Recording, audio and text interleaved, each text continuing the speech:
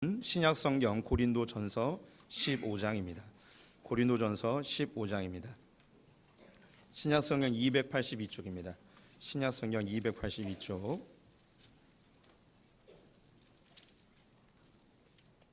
오늘 특송해 주신 분은 전수린 집사님 둘째 아들입니다. 궁금해하실 것 같아서 말씀드립니다. 우리가 뭐 궁금하면 다른 건 눈에 안 들어오잖아요. 부부입니다. 둘이 결혼해서 독일에서 유학하고 있다가 저를 보고 싶어서 온 것 같아요 오늘. 고린도전서 15장 1절부터 10절까지 말씀인데요. 고린도전서는 찬송가 쪽에서 찾으시는 게 빠릅니다. 찬송가에서 앞에 있는 성경, 거기가 신약입니다.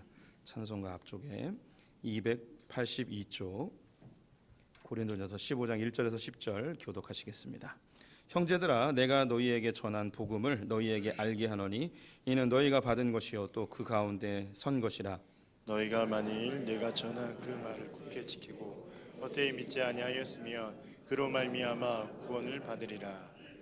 내가 받은 것을 먼저 너희에게 전하였노니 이는 성경대로 그리스도께서 우리 죄를 위하여 죽으시고 장사 지낸 바 되셨다가 성경대로 사흘 만에 다시 살아나사 게바에게 보이시고 후에 12 제자에게와 그 후에 500여 형제에게 일시에 보이셨나니 그 중에 지금까지 대다수는 살아있고 어떤 사람은 잠들었으며 그 후에 야고보에게 보이셨으며 그 후에 모든 사도에게와 맨 나중에 만삭되지 못하여 난 자 같은 내게도 보이셨느니라. 나는 사도 중에 가장 작은 자라. 나는 하나님의 교회를 박해하였으므로 사도라 칭함받기를 감당하지 못할 자니라. 그러나 내가 나된 것은 하나님의 은혜로 된 것이니 내게 주신 그의 은혜가 헛되지 아니하여 내가 모든 사도보다 더 많이 수고하였으나 내가 한 것이 아니요 오직 나와 함께 하신 하나님의 은혜로라. 아멘. 오늘도 주님의 보좌 앞으로 나오신 성도님들에게 하나님의 은혜와 평강이 함께 하시기를 축원드립니다. 무더위 잘 이겨내셨습니까? 옆 사람에게 인사하겠습니다. 당신을 보니 시원합니다.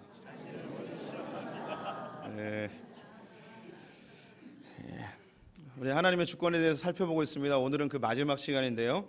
하나님의 주권은 하나님이 이 세상을 통치하신다는 것이죠. 하나님이 세상을 창조하셨고 통치하고 다스리고 계십니다. 하나님은 목적과 계획하신 바를 이루기 위하여 이 세상의 역사를 주관하고 계시는 것이죠. 그럼 하나님이 이 땅을 향한 목적과 계획이 무엇인가? 그것은 하나님 나라의 완성입니다.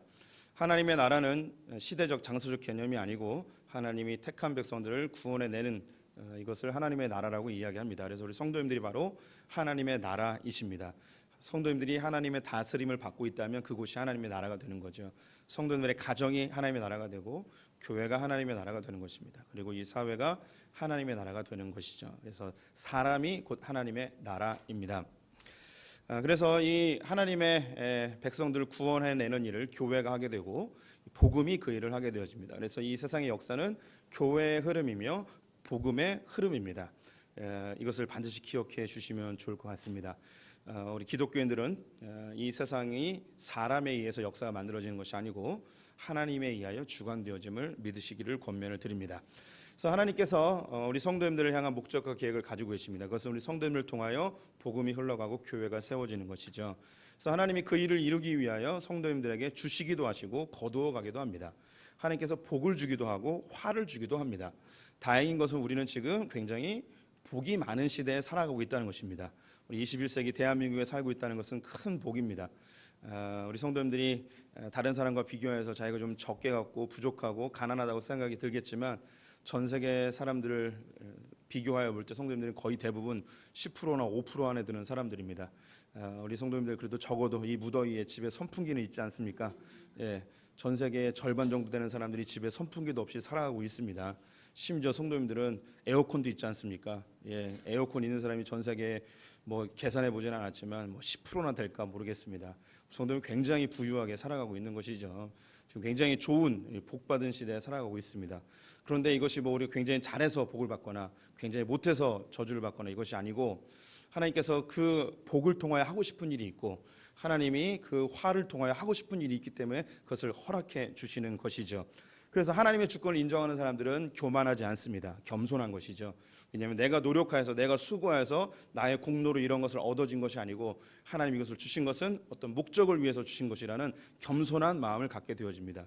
더불어 내 삶이 좀 잘 이루어지지 아니하고 혹은 가난해지거나 나의 것이 무너져 내려서 빼앗기거나 할 때에 자기 스스로를 평가하거나 판단하지 않습니다. 절망하지 않는다는 것이죠. 세상 사람들은 나를 판단하고 정죄할지라도 나 스스로는 나를 판단하지 않고 하나님도 우리를 평가하지 않으십니다. 마지막 때에 내가 얼마나 충성되게 살았는가를 하나님께서 평가하시겠죠. 그래서 우리는 절망할 수 없습니다. 기독교는 절망하면 안 됩니다.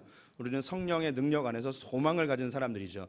이 불행을 통하여 하나님이 어떻게 선하게 바꾸실지, 이것을 통해서 무슨 일을 하실지 우리는 잠잠히 하나님 앞에서 묵상해야 될 사람들인 것이죠.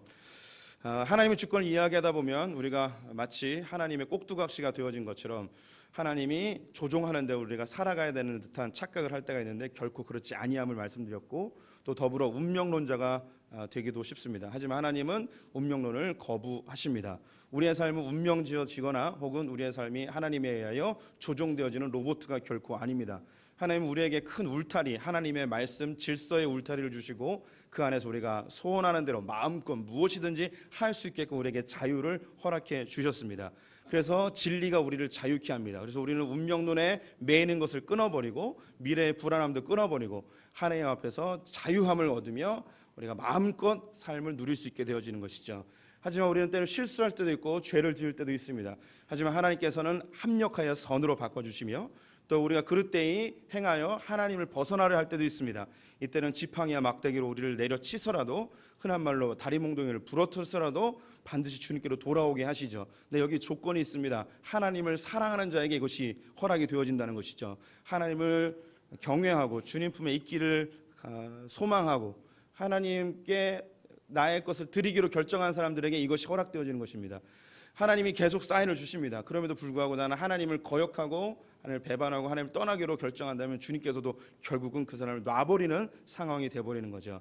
마치 가룟 유다에게 이야기한 것처럼 네가 차라리 태어나지 아니하였더라면 좋았을 것이다 라고 이야기하며 택함 받았다가 주님께 버림받는 사람이 있을 수도 있다는 것입니다. 그래서 우리 성도님들이 늘 하나님 품에 있으시기를 축원드립니다. 하나님 품에 있는 거, 하나님과 붙어 있는 거에 가장 마지막 노선이 뭐냐? 가장 마지노선이 뭐냐? 바로 이 주일 예배입니다. 주일 예배. 주일 예배가 마지막입니다. 이거 깨지면, 이거 무너지면 그때부터는 대책이 없습니다. 우리 성도님들이 주중에 하나님과 개인적으로 묵상하고 기도하고 뭐 이런 일을 하시는 것 있다면 너무 감사한 일인데 대부분 안 하시는 거 저도 잘 압니다. 저도 안 하니까요. 예. 아니, 합니다. 예, 죄송합니다. 갑자기 신뢰감이 확 떨어지시는 것 같은데 합니다. 나름대로 열심히. 예. 근데 우리가 주일 예배마저 소홀히 여기게 되어진다면 하나님과 이 붙어 있는 끈이 이게 정말 좀 위태로워집니다. 그래서 우리 성도님들 경우들 말씀드렸죠. 운명론과 또 한 가지는 과학주의, 인본주의를 말씀을 드렸습니다. 그래서 우리는 좌로나 우로나 치우치지 아니하고 하나님의 가치관으로 이 삶을 살아야 되는데요. 하나님의 가치관은 이 세상을 바라보는 눈입니다. 나의 인생을 바라보는 눈이죠. 하나님이 나의 인생을 주관하고 계시는데 그럼 나의 인생은 어떻게 구분할 수 있는 것? 과거와 현재와 미래로 구분할 수 있게 되어집니다. 그런데 사람들이 오늘날을 살아가고 있을 때에 많은 고민과 많은 걱정과 염려와 마음의 분노와 원한들이 어디에 매여 있냐면 과거의 일로 많이 매여져 있습니다. 그래서 바꿀 수 없는, 내가 돌이킬 수 없는 과거의 일들로 인하여 오늘날의 삶이 불행해지거나 우리의 삶이 굉장히 힘들어지는 경우들이 많이 있죠. 또 과거의 안 좋은 경험이나 이 영향들로 인하여 오늘날에도 나쁜 결정과 좋지 않은 선택들을 하여서 더 진흙탕으로 빠져드는 경우들이 있게 되어집니다. 흔한 이야기로 내가 학교 다닐 때 공부만 잘했더라면, 내가 그때 그 사람만 만나지 않았더라면, 내 그때 그 회사를 그만두지만 않았더라면, 그때 그 친구가 투자하라는데 그 투자만 안 했더라면 하며 과거에 있었던 일에 대해서 후회하고 이것에 대하여 지금 내 삶에 이렇게 불행해지고 어려워진 것은 그 과거의 일 때문에 벌어진 것이라는 과거의 매인 삶을 살게 되어지는 것이죠. 하나님의 주권을 인정하는 사람들은 과거에 매이지 않습니다. 이 운명론자들이나 이 과학주의자들은요, 이 전혀 다른 관점을 갖고 있잖아요. 운명론자들은 내 삶이 운명지어지고 그리고 어떤 우주의 기운에 의해서 사주팔자에 의해서 내 삶이 결정되었다고 생각하는 사람들입니다. 과학주의는 이 세상의 역사는 인간이 만들어가고 내 삶도 역시 내가 주인이 돼서 내가 개척한다고 생각하는 사람들입니다.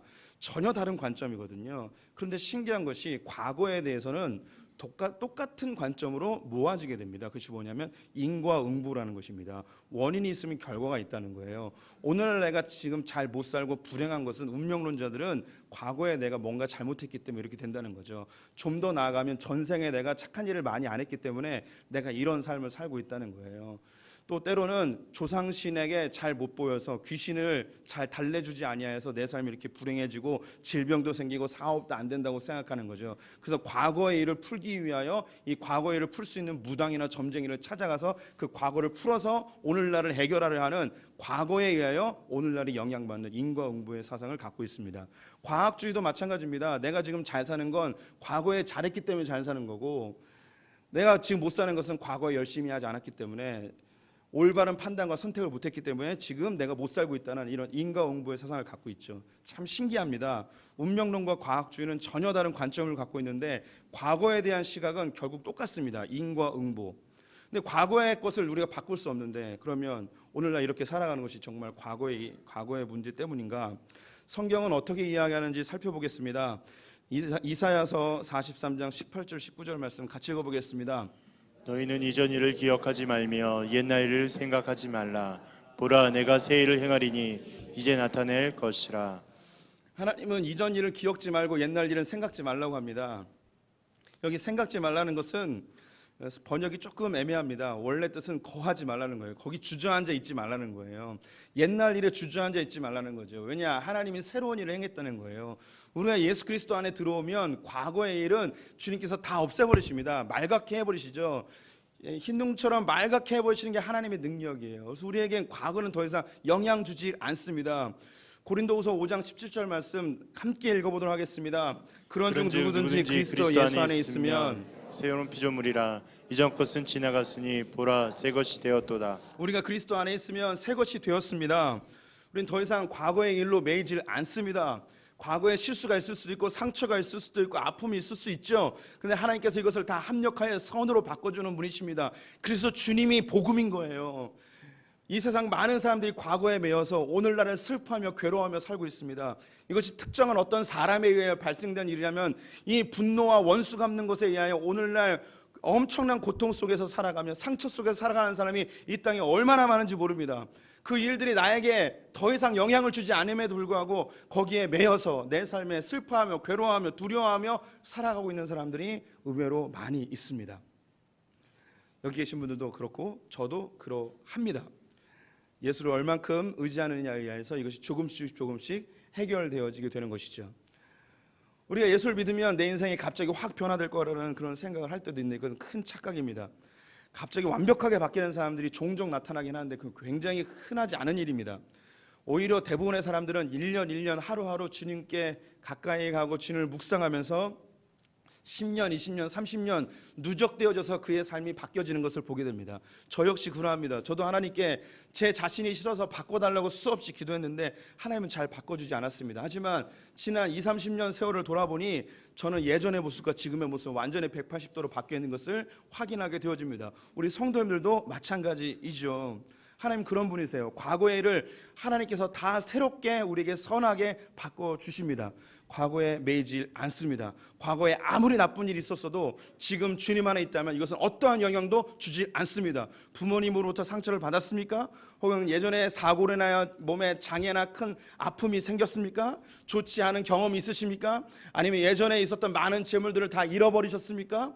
아니면 그때 상황이 되지 않아서 공부를 못하셨습니까? 하지만 이 모든 것들이 다 끝나버리고 주님의 십자가에 못 박아버리고 우리는 새로운 피조물이 되었습니다. 하나님의 나라는 인과응보가 아니라고 수없이 말씀드립니다. 원인과 결과가 완전히 달라져요. 아무리 나쁜 일이 있어도 이것이 하나님께 들어가게 되어지면 선한 거로 바꾸어지는 놀라운 방정식이 되는 것입니다. 이런 주님을 신뢰하시기를 축원드립니다. 로마서 6장 6절 7절 말씀 같이 읽어보겠습니다.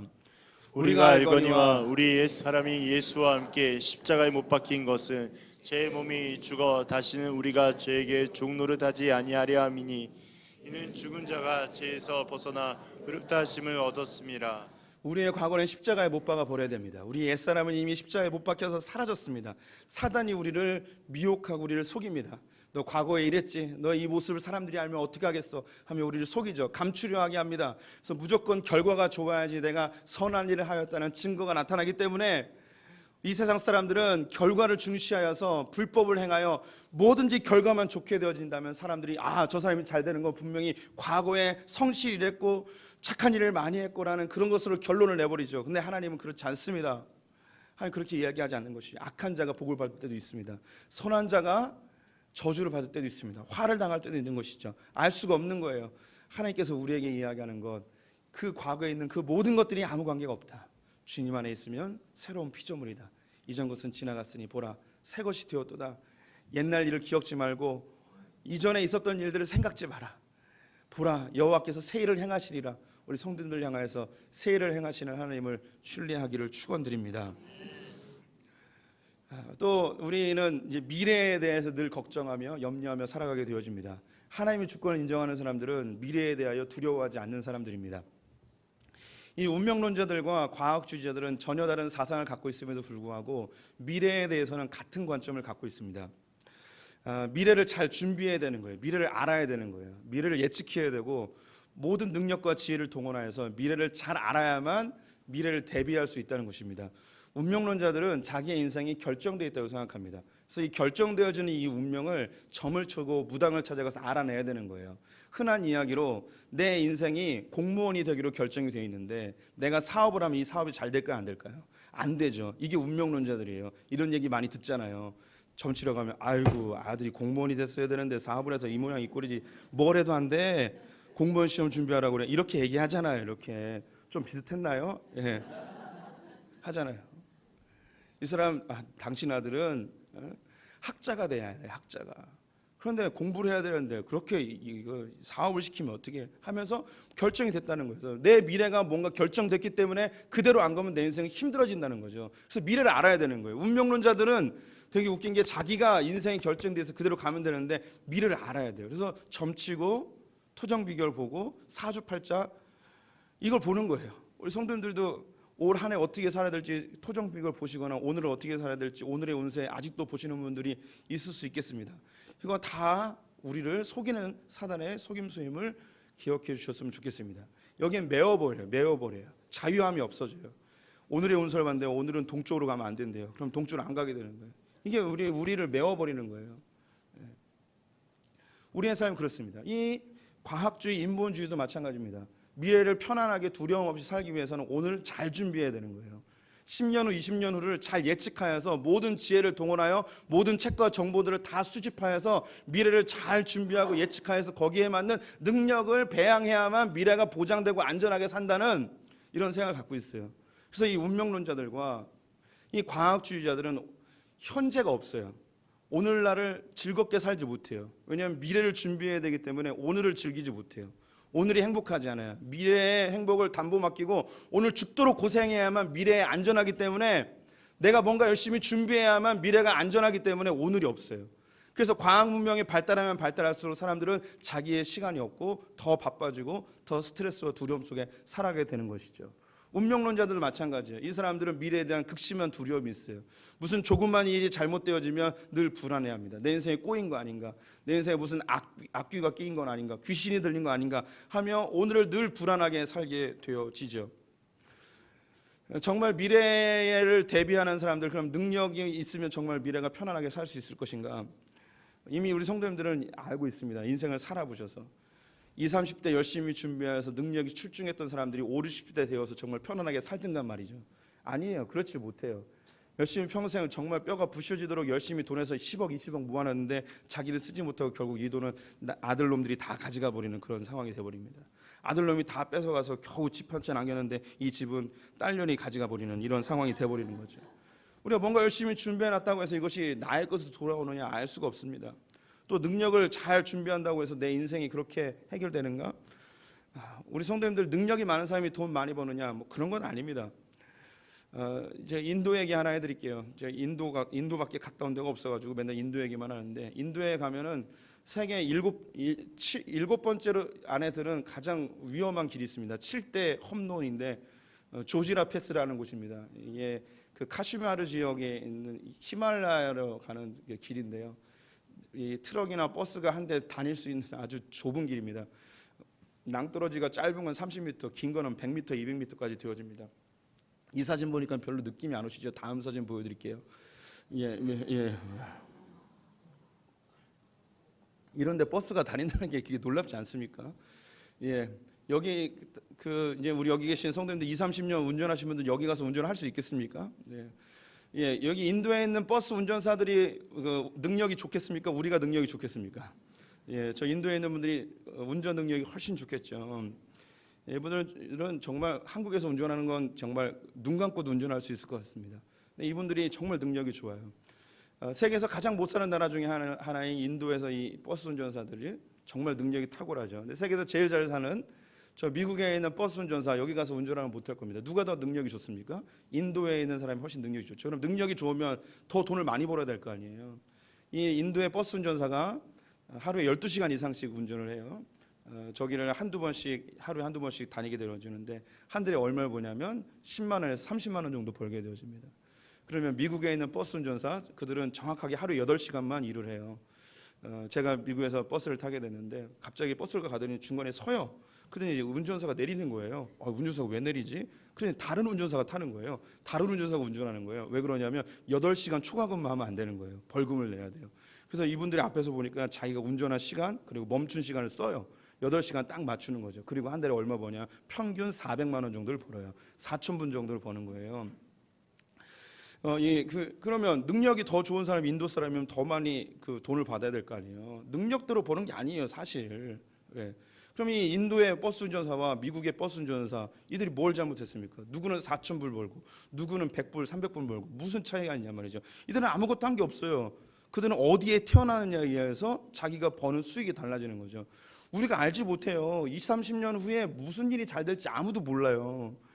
우리 대한민국에 무슨 일이 벌어질지 모른다고 우리 성도님들 연금 많이 붙고 보험 많이 들고 돈 많이 벌어놨는데 이 나라가 10년 후에 어떻게 될지 아무도 모르는 거예요.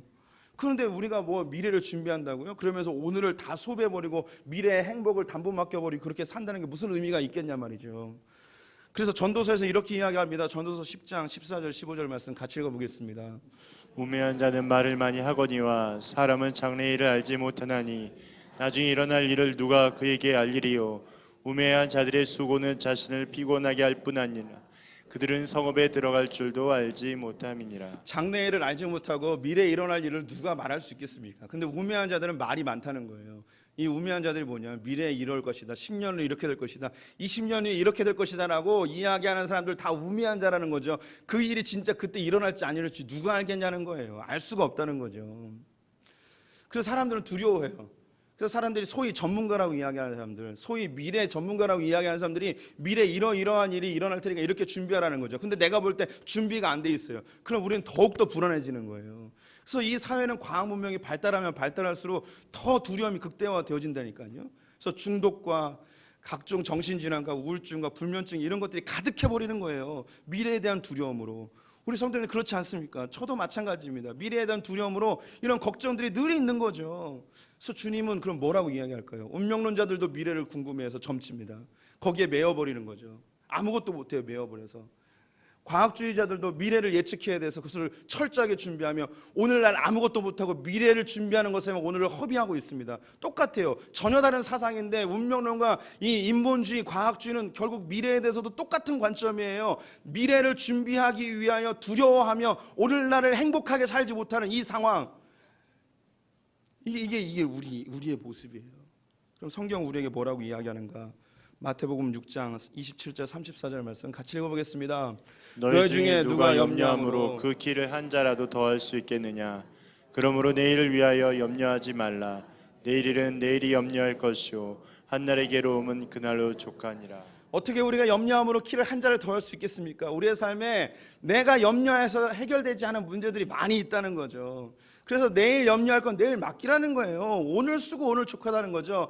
여기서 오늘이라는 것은 오늘 투데이, 내가 오늘 7월 20일 이 날이 아니라 요즘에 요즘 내일은 멀리 일어날 일. 그래서 요즘이라고 하면 어느 정도인가 우리 성도님들 이해하기 쉽게 한 1년쯤이라 생각하면 되겠습니다. 한 1년 안에 일어날 일들에 대해서 수고하고 계획하고 준비하라는 거죠. 그 이상의 것들을 우리가 아무리 준비해도 알 수가 없다는 거예요. 그럼에도 불구하고 우리의 염려와 근심이 찾아오죠. 그래서 주님이 베드로전서에서 이렇게 이야기합니다. 같이 읽어보겠습니다. 너희 염려를 다 주께 맡기라. 이는 그가 너희를 돌보심이라. 하나님 우리를 돌봐주신대요. 우리의 미래를 책임져 주신다는 거죠. 우리가 그릇된 길로 가게 되어지면 보존해 주세요. 실수하게 되면 섭리하셔서 합력하여 선으로 바꿔주세요. 이 하나님을 신뢰하고 미래에 대해 두려워하지 마시기를 축원드립니다. 이게 하나님 나라 백성들이 누리는 하나님의 주권 사상이에요. 얼마나 행복합니다. 과거는 십자가에 못 박아버리고 난 새 사람이 된 거예요. 미래에 대해 두려움을 하나님께 염려를 맡겨버리고, 그럼 우리에게 남은 건 뭘까요? 오늘이에요. 오늘. 이 운명론자들과 이 과학주의, 인본주의자들 전혀 다른 사상인데 오늘에 대해서도 같은 시각을 갖게 되어집니다. 우리 성도님들이 운명론에 사로잡혀 있는 제3세계를 가보신 경우가 있을 거예요. 흔히 이제 동남아시아 불교 국가나 힌두교나 이슬람 국가에 가게 되어지면 그 외에 다른 뭐 정령 숭배나 이상한 미신들을 섬기고 있는 그런 여러 나라들을 가보게 되어지면 성도님들이 같은 고백을 합니다. 이 나라 사람들 왜 이렇게 게을러? 라는 생각을 하죠. 운명론에 사로잡히면 미래를 준비하지 않습니다.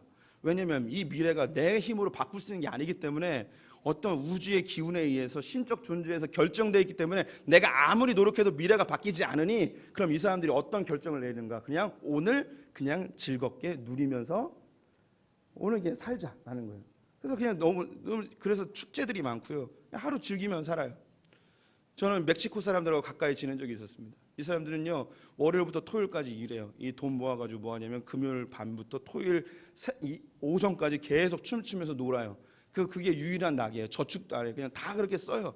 그게 이제 제3세계 사람들이 살아가는 게 삶의 패턴이에요. 왜? 미래가 결정되어 있으니까. 미래가 내가 바꿀 수 없으니까. 그럼 과학주의는 어떨까요?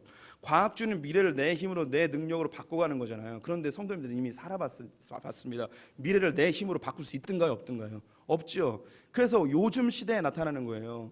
요즘 시대는요 미래를 내 힘으로 바꿀 수 없다는 걸 알아요. 내가 아무리 노력하고 힘써도 직장에 들어갈 수 없다는 걸 알아요. 그러니 요즘 세대에 나타나는 현상이 뭐냐면 오늘 잘 먹고 잘 놀자예요.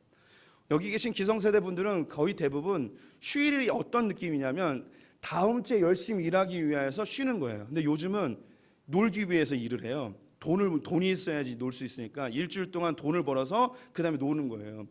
우리 성도님 혹시 들어보셨는지 모르겠는데 프리터라는 말이 있습니다. 예, 발음은 좀 굴려. 프리터. 예. 죄송합니다. 네. 예. 프리랜서와 아르바이트에서 합쳐가지고 프리터라고 이야기를 해요. 이 사람들은 정규직의 직업을 갖지 않아요. 비정규직인 거예요. 평생 편의점 아르바이트나 이런 거 하면서 돈을 모으는 거예요. 요즘 시급도 올라가가지고 많이 벌면 200만 원도 벌더라고요.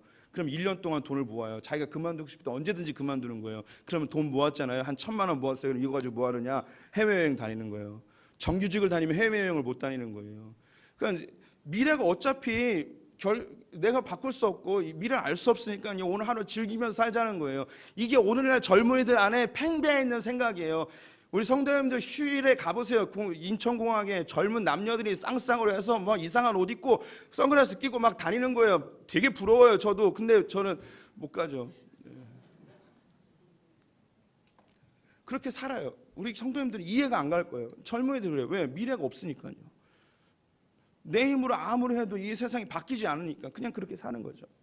그럼 오늘날에 대해서 그러면 그렇게 우리가 쾌락을 누리며 재미를 추구하며 그냥 그렇게 술 마시며 놀며 그렇게 하루를 그렇게 보내야 되는가? 성경은 뭐라고 이야기할까요? 에베소서 5장 15절에서 18절 말씀 같이 읽어보겠습니다. 그런즉 너희가 어떻게 행할지를 자세히 주의하여 지혜 없는 자같이 말고 오직 지혜 있는 자같이 하여 세월을 아끼라. 때가 악하니라. 그러므로 어리석은 자가 되지 말고 오직 주의 뜻이 무엇인가 이해하라. 술 취하지 말라. 이는 방탕한 것이니 오직 성령으로 충만을 받으라. 세월을 아끼래요. 때가 악하기 때문이라는 거죠. 우리는 주의 뜻이 무엇인지 분별해야 돼요. 우리는 지혜 없는 자처럼 생활하면 안 되고 주님의 성령의 지혜를 받아서 성령 충만함으로 이 땅을 살아가야 돼요. 하나님은요 성실한 자에게 성실히 일하시는 분이에요. 성경은 우리에게 하나님의 성품을 닮기 원해요. 우리가 성실해야 되는 이유는요, 돈을 많이 벌기 위해서가 아니에요. 하나님이 성실한 분이기 때문에 우리는 성실해야 되는 거예요. 성경은 게으름에 대해서 죄라고 이야기했어요. 일하지 싫어하는 자는 먹지도 말라고 이야기했죠. 우리에게 하나님께서는 오늘 하루를 충성되게 살라는 거예요. 성령의 능력으로 세월을 아끼며 미래를 준비해야 되는 거예요. 잠언서나 전도서를 보게 되어지면 저축하지 아니하면 겨울에 배를 곪게 되어지는 일들은 자연지사라는 거예요. 언제까지 우리가 놀 수 있냐는 거죠. 미래를 준비해야 돼요. 우리 할 수 있는 한 최대한 미래를 준비해야죠. 하지만 이걸 의지하면 안 돼요. 그럼에도 불구하고 두렵죠. 하나님께 맡기는 거예요. 없어질 수도 있어요. 근데 하나님께서 모든 것 합력하여 선으로 바꾸신다는 이 신뢰감, 믿음 가지고 우리가 이 땅을 살아가는 거죠. 하나님의 주권을 인정하는 사람은요, 오늘 하루를 성령의 능력 안에서 충성스럽게 살아가는 거예요. 오늘 본문에는요, 바울에 대한 이야기가 나와요. 바울은요, 유대교 출신의 아주 엘리트였습니다. 그는 로마 시민권자였고요, 바리새인 중에 바리새인이었고, 최고 명문 학벌이었던 가말리엘 문화에서 학문을 배웠던 사람입니다. 그는 가만히만 있었으면 공의회 의원, 우리나라 말로 국회의원이 될 수 있는 아주 전도 유망한 그런 젊은이였습니다. 그는 열심히 특심이어서 유대교의 이당처럼 여겨졌던 기독교인들을 잡아 죽이는 일에 힘썼고, 외국까지 가서 기독교인들을 색출해내는 일을 하였습니다. 하지만 다메섹으로 가는 길에서 예수님의 영광을 보게 되어집니다. 그분의 영광 앞에 그는 예수님을 인정할 수밖에 없게 되어졌죠. 그 부활하신, 자기가 죽은 것을 목격하였고 그 죽음의 현장에 있었던 이 바울이 살아계신 예수님을 보고 그분께 무릎 꿇고 주님의 종이 되기로 결정을 합니다. 이방인의 사도로 부름을 받게 되어진 것이죠. 그는 이렇게 변화된 삶을 살았습니다. 이 바울은 과거의 일들이 다 십자가에 못 박아 버렸습니다. 만약에 우리 성도님들이 바울이라면 과거에 기독교인들을 잡아 죽이는 일을 하였어요. 그는 너무나 부끄러운 일이죠. 자기는 죄인 중에 괴수 맞습니다. 그렇다고 집에 치과에서 혼자 경건 생활하며 주님 나는 죄인입니다 이렇게 하며 과거를 한탄하며 그렇게 사는 인생이 아니었어요. 그는 옛날 일은 과거에 못 박아 버리죠. 사실 그가 유대교였고 기독교인들을 핍박한 것으로 인하여서 많은 사람들에게 공격을 당하였고 시기하는 사람도 있었습니다. 하지만 과거를 십자가에 못 박아 버렸기 때문에 이것이 더 이상 그에게 영향을 주지 않습니다. 그럼 과거에 했던 모든 수고가 헛되냐? 그렇진 않습니다. 그의 로마 시민권은 로마 제국 어느 곳에서 가도 복음을 전할 수 있는 자유로운 신분을 확보해 주었습니다. 그가 유대교에서 배웠던 그 모든 율법들은 예수 그리스도의 예언한 내용들이 이해되어지는 충만한 지식이 되어졌습니다. 하지만 이 모든 것을 자기의 자랑으로 여기지 아니하고 배설물을 오히려 여기며 과거에 애썼던 노력했던 이 모든 것들을 합력하여 선으로 바꾸시는 하나님의 놀라운 섭리를 바라보며 찬송을 하게 되는 것이죠. 더불어 미래에 대해 두려워하지 않습니다. 그는 자기에 맡겨진 사명, 곧 주님께 받은 이 복음을 증거하는 일에는 자기의 목숨을 하나도 아까워하지 않겠다고 이야기합니다. 그는 수없이 외로움받고 도적을 당하고 폭풍에 하여 난파되어 죽음의 위협을 많이 당했음에도 불구하고 그는 두려워하지 않습니다. 왜냐하면 하나님께서 자기에게 주어진 이 사명을 완성하기 전까지는 자기의 목숨을 지키실 걸, 보존하실 것을 분명히 믿었기 때문에 미래에 대해 두려워하지 않는 거죠. 어떻게 해서든 하나님은 자기를 통하여 하고 싶은 일을 하실 것, 주님 완성하시면 자기를 데려가실 것, 이 모든 것들을 알고 있었어요. 이 바울은 자기가 로마에 가서 복음을 전해야 될 것을 하나님께 목적으로 받았습니다. 거기 가기 전까지는 자기 죽지 않은 걸 확신했어요. 어떤 위험이 있어도 두려워하지 아니하고 담대하게, 오히려 이 로마의 총독 앞에 서서도 복음을 증거하는 그런 담대함을 보이게 되어지죠. 이것이 바로 주님 안에서 변화된 사람의 능력이에요. 미래를 두려워하지 않는 거예요. 하나님이 나를 목적하신 대로 사용하신 이후에 나를 데려가실 걸 알기 때문에. 그리고 오늘 하루를 성령의 능력 안에서 충성하는 거죠. 우리가 잘 알고 있는 것, 무릇 맡은 자에게 구할 것은 오직 충성인 거죠. 성령의 능력 안에서 충성하는 거예요. 오늘 하루를 충성되게 한 걸음 한 걸음, 과거는 십자가에 못 박아버리고 불안한 미래는 주님께 맡겨버리고 그렇게 살다 보면 놀랍게도 내 인생을 하나님이 순간순간 인도하여서 내가 기뻐하는 길, 또 하나님이 만족하는 길, 그 위치에 딱 올려놓으시죠. 그때 우리는 이런 고백을 하게 되어집니다. 고린도전서 15장 10절 말씀 같이 읽어보겠습니다.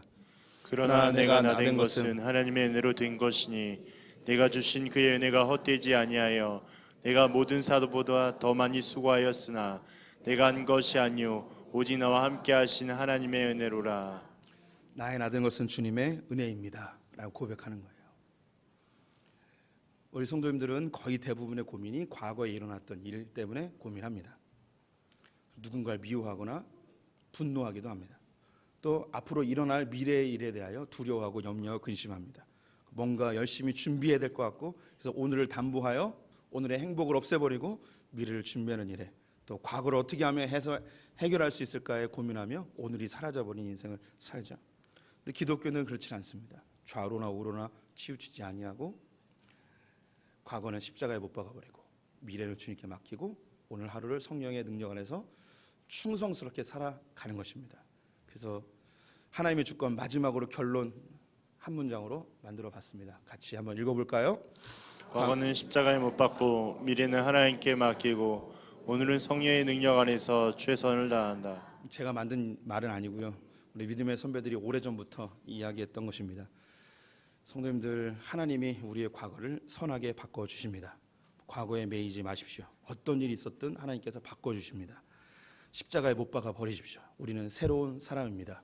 우리의 불안한 미래를 주님께 맡겨버리십시오. 아무것도 염려하지 말고 모든 일에 기도와 간구로 하나님께 감사함으로 아뢰시길 바랍니다. 그럼 모든 지각에 뛰어나신 우리 하나님의 평강이 우리 성도님들의 마음과 생각을 지켜주실 줄 믿습니다. 또 우리를 세월을 아끼십시오. 낭비하지 마십시오. 술 취하지 마십시오. 때가 악합니다. 그래서 성령의 능력으로 오늘 하루하루를 주님 주신 사명 가지고 충성스럽게 살아내는 분들 되시기를 축원드립니다. 기도하겠습니다. 하나님, 불안한 시대를 살아가고 있습니다. 남북의 정세가 혼란스럽고 국제 정세가 그렇고 경제가 혼란하고 미래를 예측할 수 없는 불안한 시대를 살아가고 있습니다. 우리는 미래를 잘 준비해야 된다고 강요받고 있고 미래를 잘 예측하여서 철저하게 준비해야만 된다고, 그래서 오늘을 행복하게 못 살아도 미래를 보장할 것처럼 그렇게 우리를 속이고 있습니다.